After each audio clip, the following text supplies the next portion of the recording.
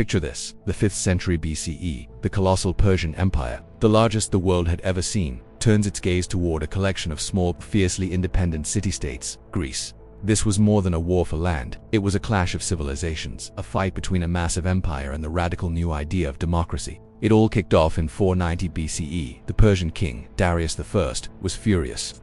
The Greek city-states of Athens and Eretria had dared to support a rebellion in his territory. Now, he wanted revenge. A massive Persian fleet landed near a coastal plain called Marathon. The Athenians, facing an enemy that vastly outnumbered them, were in a tough spot. Their Spartan allies were still on their way, but the Athenian general Miltiades had a plan. He ordered his hoplites, heavily armed citizen soldiers, to charge the Persian lines. It seemed like madness, but Miltiades was a genius. He deliberately weakened the center of his battle line and loaded up his flanks.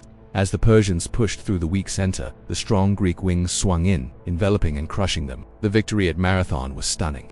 It sent a clear message: the mighty Persian army was not invincible. 10 years later, in 480 BCE, the Persians came back, and this time they came in force. Darius's son, King Xerxes, led an invasion army of unprecedented size.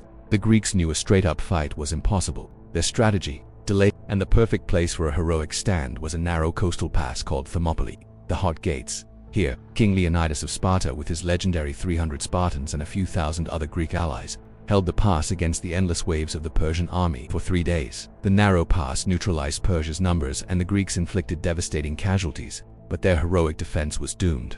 A local trader showed the Persians a secret mountain path, allowing them to surround the Greeks.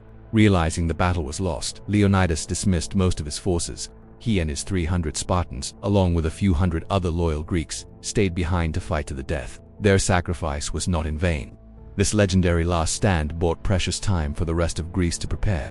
It inspired a nation and became an eternal symbol of courage against impossible odds. Thanks to their sacrifice, the Athenian navy was able to prepare for and win the critical naval battle of Salamis. This was followed by a final, decisive land victory at Plataea. The triumphs at Marathon and Thermopylae weren't just battles won. They were the moments that saved Greek democracy and culture, allowing them to flourish and shape the world we live in today. Thanks for watching, and don't forget to subscribe for more epic history.